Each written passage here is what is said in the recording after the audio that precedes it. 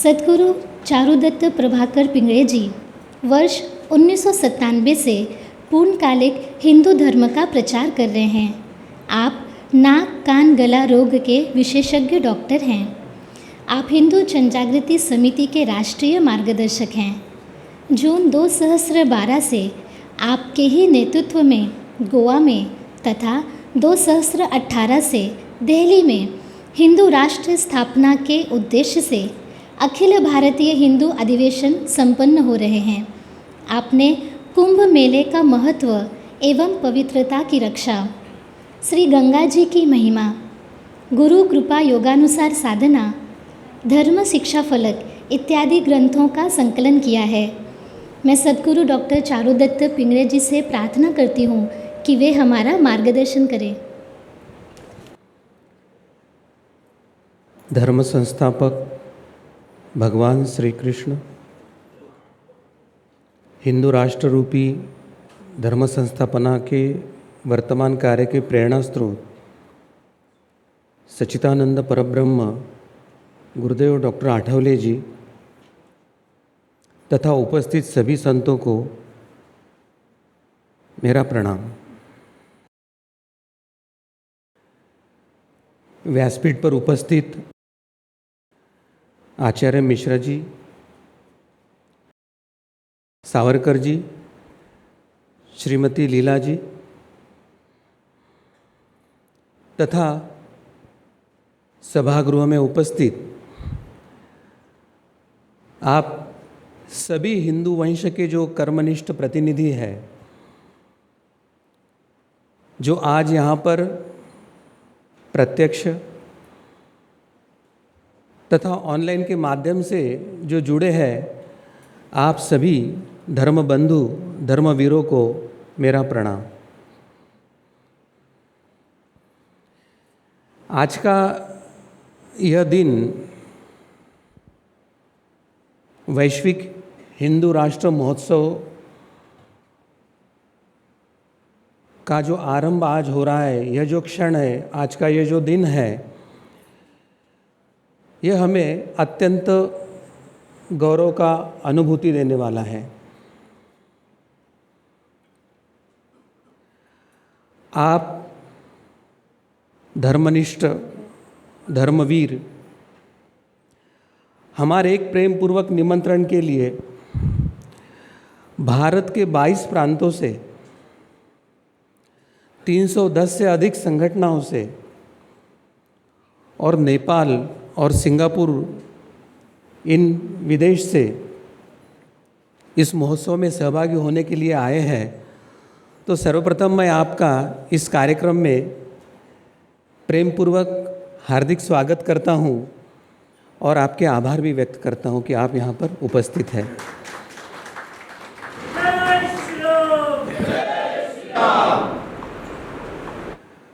आज देव रामनाथ तथा माँ कामाख्या के इस पवित्र प्रांगण में वैश्विक हिंदू राष्ट्र महोत्सव के लिए हम एकत्रित हुए हैं और इस वैश्विक हिंदू राष्ट्र महोत्सव के अधिक जानकारी में जाने के पहले मैं गत 10 वर्षों के जो हमारे अधिवेशन हुए हैं उसकी प्रमुख उपलब्धियां क्या है उसके बारे में चर्चा करना चाहूँगा। क्योंकि ऐसे ही 10 वर्ष पूर्व जब 2012 में हमने पहले अधिवेशन के आयोजन का विचार किया था, उस समय हिंदुओं के लिए इतनी प्रतिकूल परिस्थिति थी कि स्वयं को हिंदू कहना ही उनके लिए कठिन हो गया था।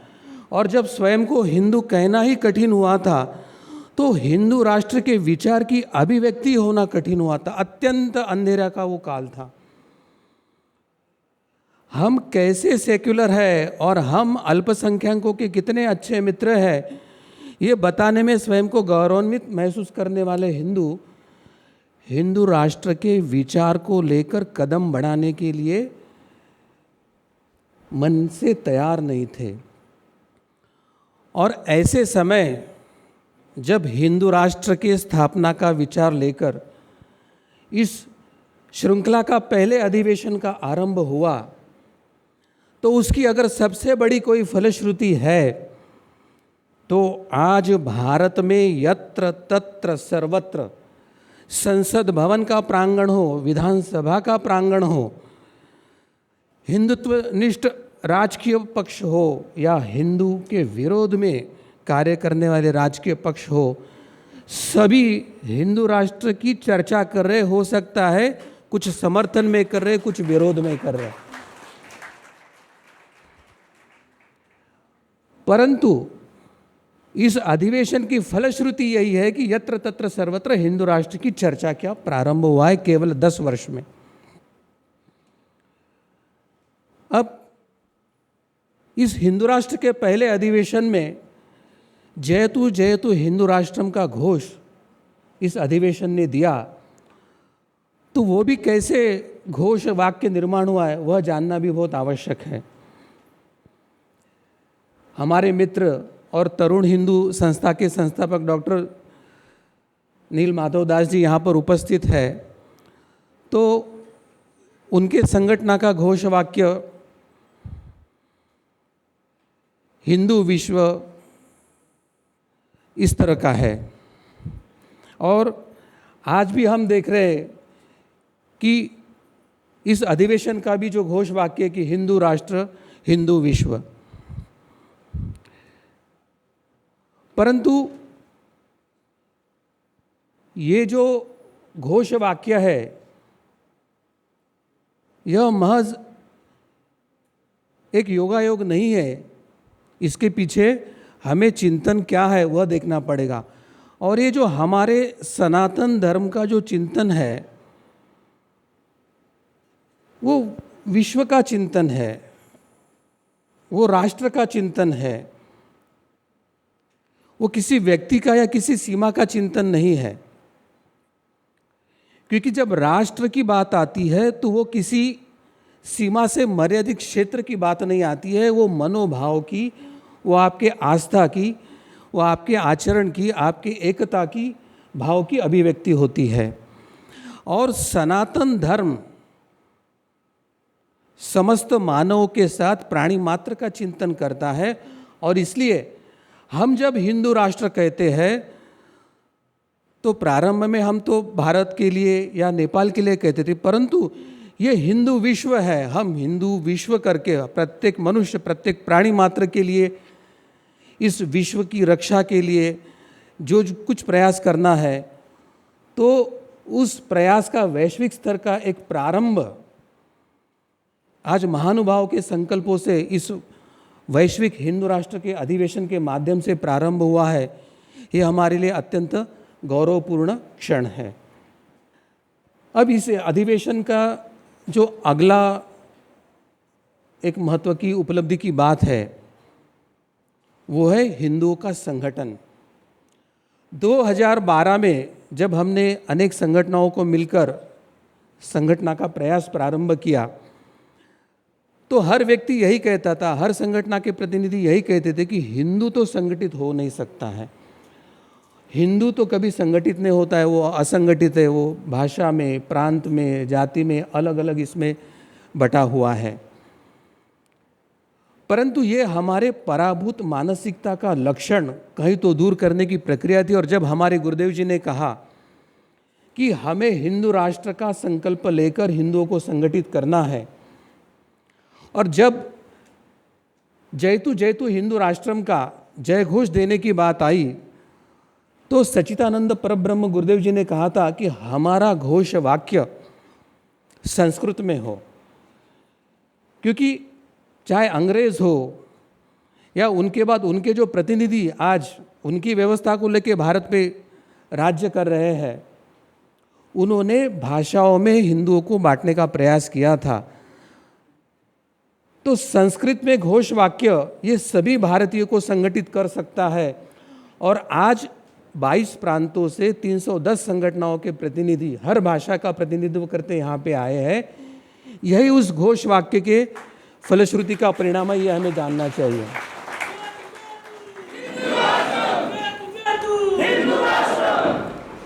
परंतु जब ये घोष वाक्य बनाना था तब जो गुरुदेव जी के सामने वीर सावरकर जी के ज्येष्ठ बंधु बाबाराव सावरकर जी का ग्रंथ आया था और उसमें उन्होंने जयतु हिंदू राष्ट्रम लिखा था।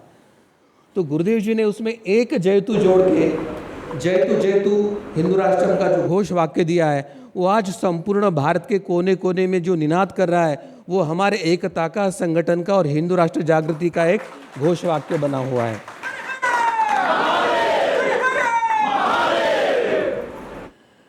अब सबसे महत्व की बात है कि असम समस्या है, वो बंगाल को पता नहीं, बंगाल की समस्या है बिहार को पता नहीं, तमिल समस्या है कर्नाटक को पता नहीं, क्योंकि इस तरह का चित्र निर्माण किया था कि ये प्रांत या भाषा की समस्या हिंदुओं की समस्या नहीं है।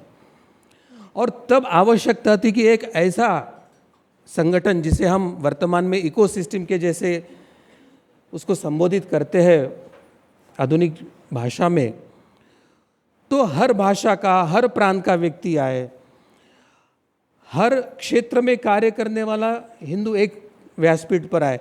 गोरक्षक है तो लव जिहाद वाले एकत्रित नहीं आते, लव जिहाद है तो लैंड जिहाद वाले एकत्रित नहीं आते हैं, कोई भगवत गीता का प्रसार कर रहा है तो रामायण के प्रसार में एकत्रित नहीं आते हैं, परंतु हम एक ही वृक्ष की शाखाएं हैं और हम जड़ तक जाएंगे तो हमें पता चलेगा कि हमारा जो अस्तित्व है वो हिंदू सनातन धर्म और हिंदू राष्ट्र, यह एक सूत्र है जो हमें सुसूत्रित कर सकता है। और तब जो हिंदू इकोसिस्टम के निर्माण की प्रक्रिया प्रारंभ हुई, तो चाहे अधिवक्ता हो, चाहे डॉक्टर हो, चाहे पत्रकार हो, चाहे संपादक हो, चाहे विविध संगठन के कार्यकर्ता प्रतिनिधि हो, वो जब एकत्रित आके विचार मंथन चिंतन करके एकत्रित सामूहिक योजना बनाने का प्रारंभ किया, तो ये जो निर्माण हुआ है ये 10 वर्ष के अधिवेशनों की फलश्रुति है। अब हम ये जो बात कर रहे हैं तो हमें ये बात देखना चाहिए कि क्या केवल आज हम राष्ट्र की बात कर रहे हैं, क्या हमारे पुरातन काल से राष्ट्र की कोई संकल्पना नहीं है? क्या पूरे राष्ट्र में चाहे भाषा अलग हो, चाहे जाति अलग हो, परंतु कहीं हम कोई एक विचार लेके कभी संगठित रहे हैं क्या? तो वह जानने की आवश्यकता है, क्योंकि हर हिंदू घर में पूजा करता है या उसके यहाँ सामूहिक पूजन होता है और पूजा के बाद हम मंत्र पुष्पांजलि कहते हैं। और मंत्र पुष्पांजलि में हम क्या कहते हैं वो मैं थोड़ा पढ़कर उसका अर्थ बताना चाहूँगा, क्योंकि ये आज की बात नहीं, हम हिंदू राष्ट्र या धर्म राज्य की बात कर रहे, ये अनादिकाल से हम करते आ रहे हैं और वो कितनी महत्व की वो हम जानेंगे। मंत्र पुष्पांजलि में हम कहते कि ओम स्वस्ति साम्राज्यम भोज्यम स्वराज्यम वैराज्यम पारमेष्ठम राज्यम महाराजा महाधिपत्यमयम समंत पर्ययिष्यात् सार्वभौमाः सार्वायुष अंतदा परार्धात् पृथ्व्यै समुद्र पर्यंताया एकराळिति। अब आपको पता है कि 1947 के बाद संस्कृत को मृत भाषा घोषित करके हिंदुओं पर कितना बड़ा संकट और वार किया है, क्योंकि हर हिंदू व्यक्ति पूजा के बाद यह मंत्र पुष्पांजलि कहता है, परंतु संस्कृत न सीखने के कारण वो इसके अर्थ को नहीं समझ पाया और उसे लगता है कि हमारा कोई राष्ट्र नहीं था, हम एक नहीं है, हम में विभाजन है। तो इस संस्कृत मंत्र का अर्थ मैं आपको भी बताना चाहूँगा। इस हमारे घर के प्रत्येक मंदिर के प्रत्येक पूजा के बाद ये जब मंत्र पुष्पांजलि कहते हैं, उसका अर्थ है सर्व सामर्थ्यवान एवं चक्रवर्ती राजा प्राप्त हमारा यह जो राज्य है वो एक छत्र हो, सभी प्रकार के ऐश्वर्य से युक्त हो, मोक्षप्रद हो तथा साधना के लिए काल पूरक हो, सिद्धि प्राप्त हो, सर्वश्रेष्ठ हो, समस्त विश्व के अधिपत्व प्राप्त हो, महान विशाल राज्य हो और विश्व के अंत तक यानी परार्ध तक यानी वो चिरकाल स्थापित रहे। और अंतिम वाक्य जो है कि हमारा राज्य समुद्र वलंकित हो। अब परार्ध का यहाँ पे अर्थ है कि जो ब्रह्मदेव का जो शेष आधा जीवन बचा है तब तक वो चिरकाल हो। तो किसी को लग रहा है कि क्या हिंदू राष्ट्र आज का विचार है, क्या वैश्विक हिंदू राष्ट्र आज का विचार है? या ये कोई नई संकल्पना है, तो नहीं, ये हमारे अवतारों ने, हमारे ऋषि मुनि महर्षि सप्तर्षि ने और हमारे चक्रवर्ती जो अवतारी राजा है, चाहे श्री राम जी हो, श्री कृष्ण जी हो, युधिष्ठिर जी हो, तो परंपरा से ये संकल्पना आई है। और इसलिए आज हम जब ये वैश्विक हिंदू राष्ट्र का विचार कर रहे हैं तो हमें ये ध्यान में लेना चाहिए कि हमारे पुरखों की, अवतारों की, धर्म परंपराओं की जागृति का, यानी नए आयाम में धर्म संस्थापना के प्रयास का ये कदम है। और आज से इस रामनाथ लंका पर सवारी करते समय जिस देवता की पूजा प्रभु श्री रामचंद्र जी ने किया था, आज उसी देवता के प्रतिनिधि के रूप में आज हम विश्व पादाक्रांत करने के लिए यह विचार सामने रख रहे हैं।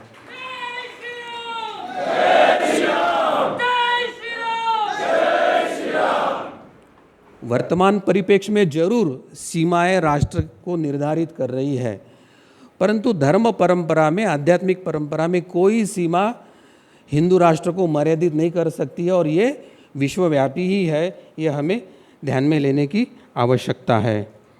और इसलिए हमें अपने इतिहास को देखना चाहिए कि भारत की महानता यही है कि हमारे क्षत्रिय राजाओं ने अपने तप, अपनी तपस्या, अपनी साधना और अपने पुरुषार्थ के आधार पर उन्होंने निरंतर पुरुषार्थ कर करके हिंदू राष्ट्र की या वैश्विक धर्म राष्ट्र की स्थापना किया था। और ये करते समय किसी पर कभी अत्याचार नहीं हुआ, केवल सत्य के लिए, केवल न्याय के लिए, केवल समाज के उन्नति के लिए, केवल पृथ्वी की रक्षा के लिए यह जो हमारे पुरुषार्थ हुए। तो विश्व शांति के लिए एक तरफ यज्ञ करने वाले और दूसरी तरफ युद्ध करने वाले हमारे जो चक्रवर्ती राजा है, वो हमारे हिंदू राष्ट्र के स्थापना के अभियान के मुख्य धरोहर है। और उनके कदमों पर हमें कदम रखते हुए इस हिंदू राष्ट्र की स्थापना की और आगे जाने की आवश्यकता है। क्योंकि अगर हम विश्व के भलाई की बात जानना चाहते हैं तो क्या विज्ञान विश्व की भलाई करेगा या सनातन धर्म, ये हमें सबसे पहले तय करना होगा। और इसके संदर्भ में सबसे पहले मैं विज्ञान के जो बड़े एक अनुसंधान करता है, अमेरिकन वैज्ञानिक है रॉबर्ट ओपनहाइमर, इस व्यक्ति ने एटॉमिक बॉम्ब का निर्माण किया था। और उस समय से उसके मन में शंकाएं चल रही थी कि कहीं मैं गलत तो नहीं कर रहा हूँ। परंतु एक अच्छी बात थी कि वो सनातन वैदिक परंपरा के भी ज्ञाता थे।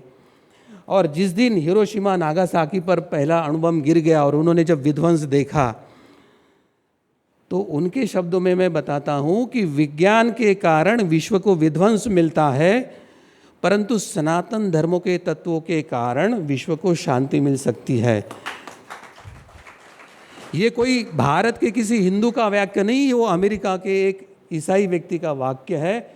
और इसलिए जब हम हिंदू राष्ट्र की बात करते हैं तो ओपनहाइमर का ये जो वाक्य है उसको ध्यान में रखना है कि ये संपूर्ण विश्व को शांति, आनंद या सहजीवन देने के लिए जो एक व्यवस्था है उसकी बात हम कर रहे हैं। और यही हमारे सनातन सभ्यता का बहुत महत्व है। अब सभ्यता का अर्थ क्या है? सभ्यता का अर्थ है कि सभ्य लोगों के समूह में सभ्यता होती है। अब सभ्य क्या है? सभ्य वो है जो नीति नियमों से चलते हैं, सभ्य वो है जो धर्म परंपरा से चलते हैं, सभ्य वो है कि अधर्म क्या है जानते हैं, सभ्य वो है कि क्या करे जानते हैं, क्या ना करे जानते हैं।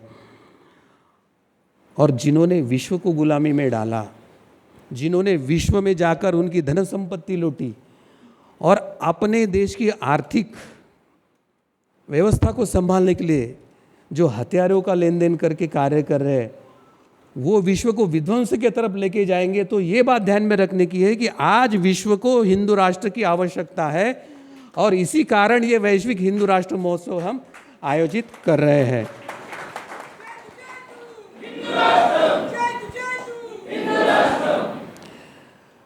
परंतु ये भेद क्यों है? ये भेद क्यों है? ये जब तक हम जानकर नहीं लेते हैं तब तक हमें सुस्पष्टता भी नहीं रहेगी। और इसलिए सनातन धर्म की विश्व के तरफ देखने की दृष्टि क्या है, या यूरोप है, अमेरिका है, चीन है, उसकी विश्व के तरफ देखने की दृष्टि क्या है, वो अगर हम समझ लेते हैं तो हम भी अपना योगदान हिंदू राष्ट्र के लिए अधिक योग्य दे सकते हैं। अब पश्चिमी या ये साम्यवादी वो विश्व को बाजार मानते हैं, वो अपनी चीज़ को बाजार में बेचना चाहते हैं, विश्व को बाजार मानते हैं और व्यक्ति को उपभोक्ता मानते हैं। हमारी चीज़ दे और आपके जेब से पैसे निकाले, इससे ज़्यादा उनका कोई संबंध विश्व के साथ नहीं है। तो फिर हमारी दृष्टि क्या है? हमारे इस हिंदू राष्ट्र की वैश्विक स्तर पे आवश्यकता क्या है? हमने कभी विश्व को किसी एक परिवार के अलावा अन्य किसी दृष्टि से देखा ही नहीं। वसुधैव कुटुंबकम ये नारा अगर अध्यात्म दे रहा है तो ये विश्वचिया माजेगर, ये संत ज्ञानेश्वर जी भी बोल रहे हैं। यानी हम चाहते हैं कि संपूर्ण विश्व एक परिवार हो। और दूसरी जो दृष्टि है कि सनातन हिंदू धर्म परंपरा में हम व्यक्ति में, चराचर में ब्रह्म को, भगवान को, परमात्मा को देखते हैं।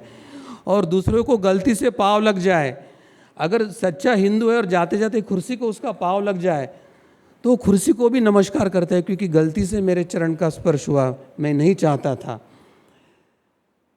तो वो व्यक्ति हिंदू राष्ट्र के माध्यम से समाज पर कभी अन्याय करेगा और ये हिंदू राष्ट्र किसी पर अन्यायकारक हो सकता है, तो इसका खंडन मंडन करने के लिए हमें ये सूत्र की पता रहने की आवश्यकता है। परंतु ये हमें जानकर लेना होगा कि जो सच्चा सनातन धर्म परंपरा का अनुयायी है, जो धर्म और सत्य, सभ्य और सज्जनों के लिए जितना वो सहिष्णु है, उतना ही असहिष्णु वो अधर्म या अत्याचार करना या गुनहगार करने के लिए रहता है। तो सहिष्णु कहाँ पर होना है और असहिष्णु कहाँ पे रहना है, इसका ज्ञान भी उसे होता है। और इसलिए हमारे हिंदू राष्ट्र में या हमारे जो अवतारों ने हमारी धर्म राज्य की स्थापना किया, उसमें कभी ना स्त्री हो, ना बच्चे हो, ना किसी अन्य पंथीय हो, किसी उपासना पद्धति के आधार पर कोई कभी अन्याय नहीं हुआ। तो ये हमें जानकर अपनी प्रक्रिया आगे जाननी पड़ेगी। परंतु क्या विश्व में हिंदू राष्ट्र की आवश्यकता जैसे कुछ परिस्थिति आपको दिख रही है? अगर हम उस परिस्थिति का अवलोकन करने का प्रयास करते हैं तो हमें ध्यान में आएगा कि विश्व को केवल हिंदू राष्ट्र की आवश्यकता है। अब ईरान की स्थिति की तरफ हम देखेंगे। ईरान एक इस्लामिक देश है और हिजाब के संदर्भ में उनकी जो स्त्रियां हैं वो वहाँ पर एक परिवर्तन चाहती है और वो इस बंधन को तोड़ना चाहती है। अपने ही परंपरा की 700 बेटियों को जहर देकर मारने का पाप करने वाला एक देश यहाँ पर है। अपने ही बेटियों पर रासायनिक आक्रमण करके अपने ही जनसंख्या को नष्ट करने वाला देश यहाँ पर है। क्या वहाँ के परिवर्तन चाहने वाले, एक शांति और सहज जीवन जीने वालों का अप्रत्यक्ष वैश्विक हिंदू राष्ट्र की मांग नहीं है, ऐसे आपको लगता है? यह पहला कारण है। अब पाकिस्तान में क्या हो रहा है? हमारे जो हिंदू भाई है, हमारी जो भगिनी है, जो उस समय भारत में नहीं आ सके, प्रतिदिन उनका हत्याएं हो रही है, मृत्यु हो रहा है, बलात्कार हो रहे हैं। असहाय होकर वो देख रहे हैं भारत के तरफ कि आप कब हिंदू राष्ट्र बनोगे और कब विश्व को हिंदू राष्ट्र बनाओगे, हमारी रक्षा के लिए कौन आएगा? तो क्या वैश्विक हिंदू राष्ट्र की आवश्यकता नहीं है हमारे लिए? हमें चिंतन करना होगा। श्रीलंका, जिन्होंने आर्थिक मंदी से एक आर्थिक गुलामगिरी चाइना के साथ, चीन के साथ उन्होंने प्राप्त किया है, परंतु जब संकट आया और जब भारत ने मदद किया तो आज वो भारतीय संस्कृति और परंपरा का गुणगान करके भारत के पीछे आने के लिए तैयार है।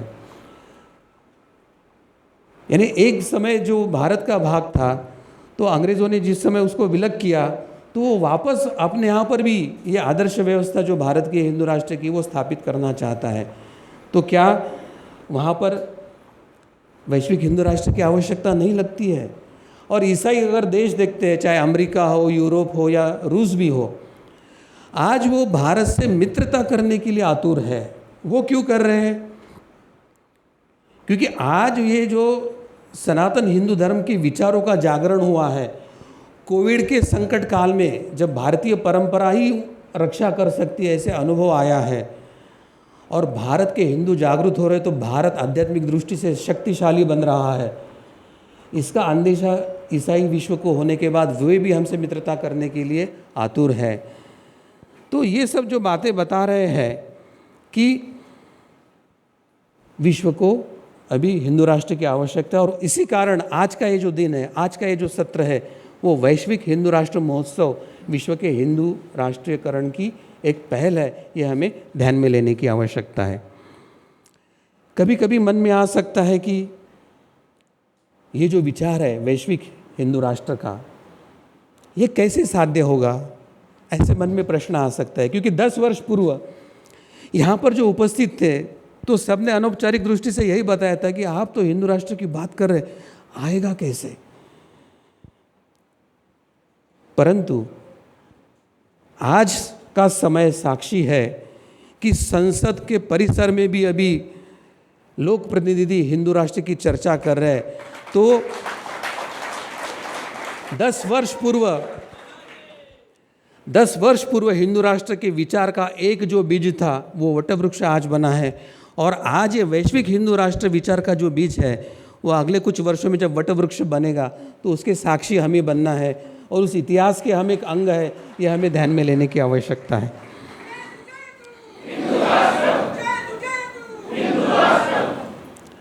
अगर हम अन्य उपलब्धि का विचार करते हैं तो 2012 में हिंदू राष्ट्र का विचार करने वाला ये पहला और उस समय का एकमात्र व्यासपीठ था कि जिसने कांग्रेस के उस समय के कार्यकाल में खुलेआम हिंदू राष्ट्र का घोष देकर एक प्रकार से धर्म की स्थापना का बिगुल यहाँ से बजा दिया था।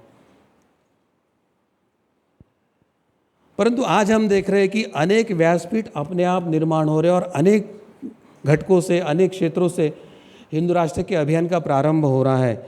उसी तरह से आज का ये जो वैश्विक हिंदू राष्ट्र महोत्सव का व्यासपीठ है, तो कल ऐसे अनेक वैश्विक हिंदू राष्ट्र के स्थापना के व्यासपीठ निर्माण होंगे, और एक तरह से हमारा ये जो वैश्विक हिंदू राष्ट्र की स्थापना की प्रक्रिया जो है वो गतिशील होगी, ये हमें ध्यान में लेने की आवश्यकता है। आज हमें अपने सामने की कुछ चुनौतियों का भी अध्ययन करना होगा, और सबसे बड़ा जो एक चुनौती का भाग है वो है खालिस्तान। जो एक देश तोड़ने वाला, अलगाव वाला एक अभियान था, बीच में शांत हुआ था, वो अचानक उभर के आया है। और इसका सबसे बड़ा संकट क्यों है कि देश की सीमा पर युद्ध होगा तो ये प्राण जो अंदर है, तो हो सकता है कि हमारे सैनिकों को आगे और पीछे से दोनों तरफ से युद्ध का सामना करने की आवश्यकता पड़ेगी। परंतु इसके बारे में जो भ्रम फैलाया जा रहा है वो अगर हम जान लेते तो इस समस्या के हल की तरफ हम जा सकते हैं। खालिस्तान का यह जो आंदोलन चल रहा है, अलगाववाद चल रहा है, टेररिज्म जो चल रहा है, वो ऐसा है जो पाकिस्तान समर्थित कुछ जो सिख है उनको कठपुतली बनाकर पाकिस्तान खेल खेल रहा है, और दूसरी तरफ कनाडा और अमेरिका ने जो हमारे खालिस्तानवादी जो टेररिस्ट है उनको वहाँ पर आश्रय देके, अब उनको तो आश्रय देके खालिस्तान के समर्थन में और भारत के विरोध में उन्होंने घोष देने के लिए बता दिए। परंतु अब उन्होंने मिशनरी भेजकर हमारे जब हिंदू भाइयों को जो तगड़े हैं, पगड़ी बांधे हुए, हाथ में कड़ा है, पंचकार से युक्त है, अब वो किसी ईसाई पादरी के सामने जब ईसाई स्वीकार रहे हैं तो सिख बंधु का, सिख धर्म का, सिखों का सबसे बड़ा अवमान ये ईसाई मिशनरी कर रहे हैं। यह हमें ध्यान में लेने की आवश्यकता है। और ये जो वृत्त इसके संदर्भ में आ रहे हैं तो सर्वसामान्य सिख व्यक्ति इसके समर्थन में नहीं है, परंतु पाकिस्तान समर्थित, ईसाई मिशनरी समर्थित कुछ सिख जिनको बहुत पैसा आ रहा है तो वो ये बात बड़ी कर रहे हैं। क्योंकि पंजाब का जो योगदान है वो हमें देखने की आवश्यकता है कि वहाँ के सब सिख भाई हमारे भाई है और हमारे परिवार का एक अंग। उस समय हमने धर्म संस्थापना के लिए देकर एक सिख पंथ की स्थापना किया था। ऋग्वेद हमारी वैदिक परंपरा में जो एक ज्ञान युक्त जो वेद है, उस ऋग्वेद हमें पंजाब की भूमि से प्राप्त हुआ है। गुरु ग्रंथ साहिबा ये जो उनका पवित्र ग्रंथ है, तो भारत के अनेक मान्यवर संतों की सिखों को, टीचिंग्स को उसमें एकत्रित करके एक दिव्य ग्रंथ का निर्माण हुआ है जो हमें आगे दिशा देता है। परंतु कुछ अतिसायने लोग खालिस्तान की ये जो अलगाववाद की अभियान है उसको हिंदू राष्ट्र के अभियान के साथ जोड़ते हैं। वो कहते हैं कि आप अगर हिंदू राष्ट्र मांग रहे हैं तो खालिस्तान की मांग में गलत क्या है, परंतु हम हिंदू राष्ट्र की मांग कर रहे हैं तो देश अखंड है। हम हिंदू राष्ट्र की मांग कर रहे हैं तो हम कानूनी और संवैधानिक प्रक्रिया से जा रहे हैं। हम हिंदू राष्ट्र की मांग कर रहे हैं तो संविधान में जो एक प्रावधान दिया है कि आप संवैधानिक परिवर्तन से घोषित कर सकते हैं, उस मार्ग से जा रहे हैं। और ये खालिस्तान का जो है आंदोलन वो देश को विभाजित करने वाला है, देश के व्यक्ति व्यक्ति में द्वेष और ईर्ष्या पैदा करने वाला है। जो हथियार लेकर अलग होने की बात कर रहे हैं, जो हिंसा के माध्यम से अलग होने की बात कर रहे हैं, उनके तुलना में हमारे इस हिंदू राष्ट्र के अभियान की कोई तुलना नहीं हो सकती। और हमें अध्ययन करके ऐसे आरोपों का खंडन करना पड़ेगा और उसी के लिए यह अधिवेशन की उपलब्धि होगी।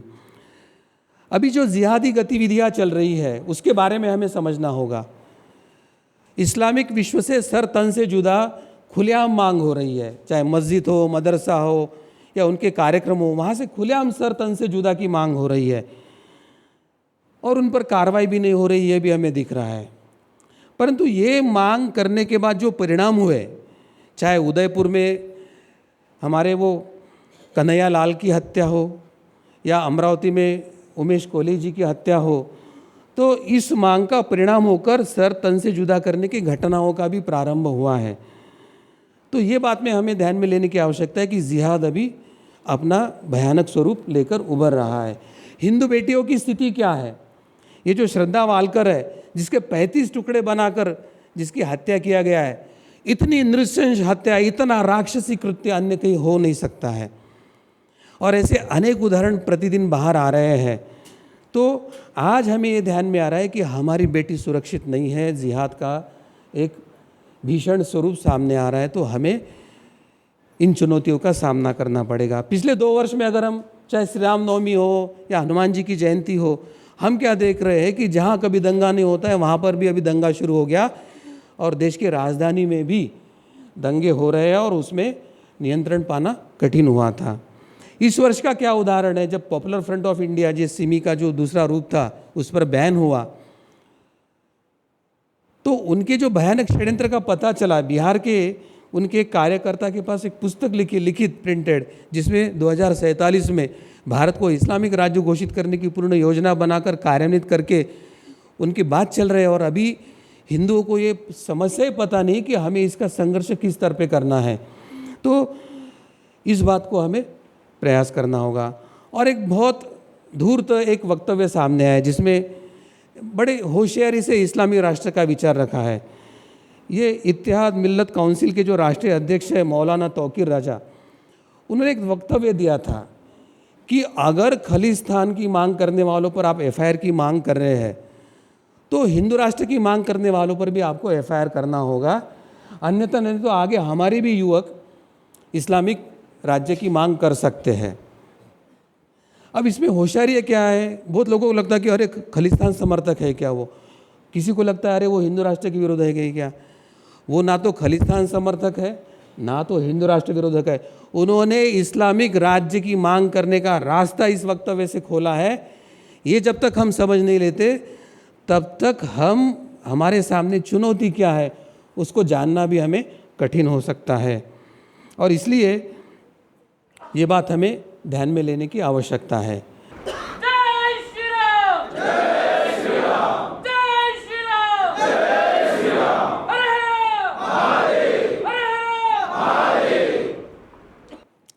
हिंदू राष्ट्र हमारी जो कल्पना है वो कोई प्रादेशिक राष्ट्रवाद की बात नहीं है, वो धर्माधारित राज्य की बात है। और जब धर्माधारित होता है तो धर्म केवल उत्थान ही करता है। अब हमें ये देखना होगा कि अधर्म से निगड़ित हमारी सामने की चुनौतियाँ कौन सी है। समलैंगिकता, अगर आप मेडिकल साइंस पढ़ते हो तो उसमें इसको मनोविकृति या उसको एक बीमारी कहा गया है। और इस मनोविकृति को आधुनिकता के नाम पर पश्चिमी देश चाहते हैं कि हमारी विकृतियाँ भारत में भी प्रारंभ हो, तो भारत में भी समलैंगिकता को संवैधानिक मान्यता देने की प्रक्रिया प्रारंभ होना, यानी भयानक अधर्मवाद का प्रारंभ हो रहा है, ये हमें ध्यान में लेने की आवश्यकता है। क्योंकि जैसे ही समलैंगिकता स्थापित होगी, हमारी विवाह संस्था नष्ट हो जाएगी, हमारी परिवार संस्था नष्ट हो जाएगी, नीति धर्म पालन की आचरण की कृतियाँ नष्ट हो जाएगी। और ये बात ध्यान में रखना कि जहाँ पे नीति नहीं, जहाँ पे धर्म नहीं, वहाँ केवल अधर्म ही होता है और अधर्म पालन करने वाले असुरी निर्माण होते हैं। तो जब हम धर्माधारित एक वैश्विक हिंदू राष्ट्र की बात करते हैं तो हमें इस बढ़ते हुए अधर्म की तरफ ध्यान देना होगा। और कौन सी बातें हैं कि जो अधर्म को बढ़ावा दे रहे हैं? Live in relationship, live in relationship, यानी जिनको रिलेशन ही पता नहीं, जिनको अभी परिवार जीवन ही सिखाया नहीं गया, जो पाश्चात्य आधुनिक शिक्षा ले रहे हैं और अभी टीवी और मोबाइल में ग्रस्त है, तो उनके हाथ में अगर इस तरह के कानूनी तौर पर, संवैधानिक तौर पर अगर आप मान्यता देते हो, तो आज आपको अनुभव हो रहा होगा कि कितने परिवार, कितनी बेटियां, उनका जीवन ध्वस्त हुआ है और एक तरह से ये हम विनाश के तरफ जा रहे हैं, हमें ध्यान में लेने की आवश्यकता है। और हम धर्म को माने ना माने, धर्म का संविधान, हम जो कर्म कर रहे हैं उसके फल का संविधान हम सबको लागू है। और जो हम कर्म करेंगे, आप मानो न मानो, उसका फल भोगना है। और अधर्म करेंगे तो दुख संकट हमें आना ही है। कल का जो चक्रवात आया है, अनेक वर्षों का सबसे भीषण चक्रवात है। हम उसके अगर कुछ क्लिपिंग देखें तो पता चलता है कि किस भीषणता से वो अंदर आ रहा है। इस अधिवेशन में जो 10 वर्षों से आ रहे हैं, और उसमें एक सत्र होता था कि आने वाला आपातकाल, तो जिन्होंने सुना है, तो 10 वर्षों से जो गुरुदेव जी बता रहे हैं कि आने वाला समय आपातकाल है, संकट काल है, आपत्ति आएंगी, चक्रवात आएंगे, अतिवृष्टि अनावृष्टि होगी, अनार्की होगी, गृह युद्ध होगा, बाह्य युद्ध होगा, तो एक एक हमें दिख रहा है। परंतु ये संकट क्यों आते हैं, उसके पीछे का शास्त्र, हमारा धर्म क्या बताता है? तो हमारा धर्म बताता है कि जहाँ अधर्म है वहाँ पर विपदाएं, आपदाएं आएंगी और वो आपको भगवान को शरण जाने के लिए बाध्य करेगी। और जो शरण नहीं आएगा उसको विनाश का मुंह देखना पड़ेगा। और हम 10 वर्षों से सामूहिक तौर पर साधना करनी है, हमें धर्म आचरण करना है। साधना और धर्म आचरण के बल पर हमें हिंदू राष्ट्र की स्थापना करना है। इस दृष्टिकोण को लेकर जो कार्य कर रहे हैं, तो हमारे हिंदू बांधव, हमारे अच्छे लोग, हमारे धर्मपरायण लोग इसमें सुरक्षित रहे, ताकि हम विनाश के बाद जो पीड़ित लोग बचेंगे तो उनको धर्म सिखाने का दायित्व भी हम पर आएगा, तो वो हमें वहन करना होगा। इसके लिए हमें ये देखना होगा। और एक जो बड़ा संकट की जो है वो राजकीय अराजकता। राजकीय अराजकता सबसे गंभीर चुनौती बनी है, आपको ध्यान में होगा। किसी भी प्रांत में झांक कर देखिए, राजकीय अराजकता सबसे बड़ा संकट बनकर उभर के आ रहा है। ये वर्तमान में आपको कर्नाटक के इलेक्शन से भी ध्यान में आएगा। जब भाजपा चुन के आया था और भाजपा की जब राजनीतिक विजय हुई, तो सब हिंदुओं को लग रहा था कि यह हिंदू राष्ट्र की ओर बढ़ने की पहली सीढ़ी बनेगी, और उत्साह से हिंदू कार्य करने के लिए आगे जा रहे थे। परंतु 2019 के बाद क्या स्थिति निर्माण हुई?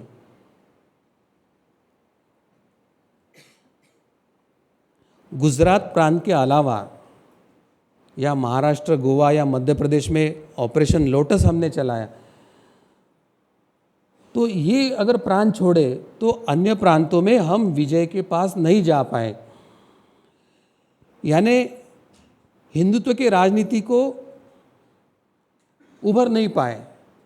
और 10 वर्ष में राज्यसभा में बहुमत न होने के कारण जो हिंदू हित में निर्णय लेना चाहिए था, वो हिंदू हित के निर्णय नहीं हो पाए। और कुछ निर्णय लिए थे, जैसे विस्थापित हिंदुओं के लिए CAA, NRC जैसे जो कुछ कानून हमने लगाए थे, तो विधिवत लोकतांत्रिक चुना हुआ सरकार उस कानून को लागू नहीं कर पाया। इससे बड़ी गंभीर चुनौती राजनीतिक अराजकता के माध्यम से हमारे सामने क्या हो सकती है? जैसे डेमोग्राफी इज डेमोक्रेसी, यानी जिसका जनसंख्या ज़्यादा है उसका लोकतंत्र पर अधिकार बन जाता है। और ये जानने के बाद बढ़ती ही जो लोक संख्या है और उसमें भी अल्पसंख्यक लोक संख्या जिस गति से बढ़ रही है, तो जनसंख्या नियंत्रण कानून लागू होना अपेक्षित है, परंतु अभी तक वह भी उसके लिए पहल नहीं हो पाई है। उत्तराखंड में समान नागरिक संहिता लागू हुई, परंतु उत्तराखंड और अन्य राज्यों में उसके बारे में आगे कुछ पहल नहीं हुई है। तो यह भी मतलब एक कदम हुआ और उसके आगे कुछ नहीं हो पाया। कर्नाटक में हमने देखा है कि हिंदुओं के गले काटे जा रहे थे और हिंदुओं की हत्याओं की श्रृंखला चल रही थी, परंतु स्थानिक राज्य सरकार से हिंदुओं की सुरक्षा के लिए कोई कदम भी नहीं उठाए गए। तो कार्यकर्ताओं के मन में एक क्षोभ था। तो देखने में क्या आता है कि उत्तर प्रदेश या असम, ये दो प्रांत है जो प्रखरता से हिंदू राष्ट्रवाद को लेकर, सांस्कृतिक राष्ट्रवाद को लेकर कार्य कर रहा है। तो अन्य प्रांतों में सेक्युलर आधारित केवल भौतिक विकास के मॉडल को चुनने के कारण एक जनता के मन में एक भ्रम का, निराशा का वातावरण निर्माण हो रहा है। तो यहाँ से ये अराजकता निर्माण हो रही है, यह हमें ध्यान में लेने की आवश्यकता है। हो सकता है कि मेरी वाणी आपको किसी को कठोर लगे, परंतु जनता की भावना इस अधिवेशन में व्यक्त करके और इस अधिवेशन की भावना सरकार तक पहुंचाने का दायित्व हम सभी संगठनों का है और उस उद्देश्य से हमें आत्मचिंतन करके कुछ योजनाएं हमें ज़रूर बनानी होगी। क्योंकि आज ऐसी कुछ बातें हैं कि भाजपा खुलेआम स्वयं को हिंदुत्ववादी कहकर घोषित नहीं कर पा रहा है, परंतु अन्य राजनीतिक दल क्या कर रहे हैं, वो कहते हैं कि भाजपा के वोटर तो हिंदू ही है। तो उनकी क्या नीति है, उन्होंने हिंदू विरोधी निर्णय लेना प्रारंभ कर दिया। उसके उदाहरण क्या है, तो कर्नाटक में जब चुनाव आया तो खुलेआम बजरंग दल पे बंदी ला लेंगे, इस बात को लेकर वहाँ राजनीति हुई। यानी हिंदुओं के दमन, हिंदू विरोधी निर्णय से राजनीति कर रहे अन्य राजनीतिक दल। बंगाल या तमिलनाडु में क्या हुआ, केरला स्टोरी उन्होंने बैन कर दिया। यानी हिंदू विरोधी निर्णय लेने में गैर राजनीतिक दल इतना आगे गए हैं कि अब खुलेआम हिंदुओं की जो भावना है उसको जागरूक करने के लिए हमें अपने जो हिंदुत्ववादी राजनीतिक दल है उनको अपने विचार, अपनी इच्छा, अपनी आकांक्षाओं से, अपनी मांगों से उन तक पहुंचाकर उन्हें जागरूक करने की आवश्यकता है। ऐसी स्थिति आई है क्योंकि आज अगर हमें भारत को हिंदू राष्ट्र की ओर लेके जाना और वैश्विक हिंदू के परिप्रेक्ष्य में हमें कार्य करना है तो हमें धर्म के पक्ष में कार्य करना होगा। धर्म के बीजों को मन मन में सब जगह पिरोकर एक धर्म के राजनीति का उदय हमें करना होगा। और इस दृष्टि से अगर हम ये देखते हैं, क्योंकि काफ़ी संगठनाएं, काफ़ी व्यक्ति मिलने पर पहुंचते हैं कि हिंदू राजनीति विफल हो रही, क्या ये अखिल भारतीय हिंदू अधिवेशन राजनीतिक पहल करेगा, ऐसे पूछा जाता है। परंतु हमें तो ये ध्यान में लेना चाहिए कि हम बात तो राजनीतिक करें क्योंकि हिंदू राष्ट्र की मांग करें, और वो राष्ट्र तो सदियों से मंत्र पुष्पांजलि में हमें जब किसी राजनीतिक के साथ संबंध भी नहीं था उस समय से हम मंत्र पुष्पांजलि से कर रहे हैं। हमें राजनीति नहीं चाहिए, हमें अपनी मांगे सरकार तक पहुंचाकर उनके माध्यम से कैसे पूर्ण करें, इस प्रकार की हमें पहल करनी चाहिए। क्योंकि जैसे ही कोई व्यक्ति हिंदुत्ववादी राजनीतिक पटल पर चले जाता है तो धर्म कार्य तो खत्म होता ही होता है, उसका व्यक्तिगत राजनीतिक एक जो करियर होता है वो भी नष्ट हो जाता है। तो हमें ये बात ध्यान में लेने की आवश्यकता है कि ये हिंदू राष्ट्र अधिवेशन है, ये साधना, धर्म और ज्ञान शक्ति के आधार पर कार्य करता है, और राजनीति जो है वो क्रिया शक्ति के आधार पर करती है, और क्रिया शक्ति को दिशा देने का कार्य ज्ञान शक्ति का होता है। तो आप सभी को अपनी इच्छाएं, आकांक्षाएं सबके सामने रखकर धर्म के आधार पर एक हिंदू राष्ट्र के कार्य की पहल करने की आवश्यकता है। तो चुनौतियां बहुत है, कुछ प्रातिनिधिक स्तर पर हमने यहाँ पे रखी है। हमें यहाँ पे विचार, चिंतन, मंथन करना है, कुछ सामायिक कार्य योजनाओं को बनाना पड़ेगा, अपनी इच्छाओं के ज्ञापन हमें सरकार तक पहुँचाना पड़ेगा, और अगले आगामी वर्ष में अपनी मांगों को बाध्य करके ऐसी परिस्थिति निर्माण करना होगा कि सभी राजनीतिक दलों में ये होड़ लगना चाहिए कि उन्होंने अपने इलेक्शन का जो वो चार्टर बनाते हैं तो उसमें ये घोषित करना चाहिए कि हम भारत को हिंदू राष्ट्र घोषित करें। इतना जन आंदोलन के माध्यम से हमें दबाव बनाने की आवश्यकता है, क्योंकि लोकतंत्र में बहुमत का आधार होता है और जनता के मन में जब ये भाव आ जाता है कि हमें हिंदू राष्ट्र चाहिए तो सरकार को घोषणा करनी पड़ेगी कि हमें हिंदू राष्ट्र घोषित करेंगे। तो आप सब इस अधिवेशन में अगले 7 दिन एकत्रित आए हैं। परस्पर एक दूसरे से परिचय कीजिए, एक दूसरे का संगठनात्मक कार्य, वैयक्तिक जो जानकारी पहचान है वो कर लिए, उसका आदान प्रदान कीजिए। हम यहाँ पर आए तो हम एक परिवार के भाव से आए हैं। यहाँ से जब जाएंगे तो अन्य संगठन, अन्य व्यक्ति को अपने क्षेत्र में, अपने कार्यक्रमों में, हम उनके क्षेत्र में जाके उनके कार्यक्रमों में सहभागी हो। और सही मायने में ये जो वसुदैव कुटुंब की हम बात कर रहे हैं, तो आज हम हिंदू व्यक्ति, हिंदू संगठन, हिंदू समाज, यह पहले एक परिवार के रूप में स्वयं को स्थापित करे और वैश्विक हिंदू राष्ट्र महोत्सव के माध्यम से हिंदू विश्व की ओर अग्रसर हो। आप सभी को सद्बुद्धि प्राप्त हो, आप सभी को सभी देवी देवताओं का बल प्राप्त हो।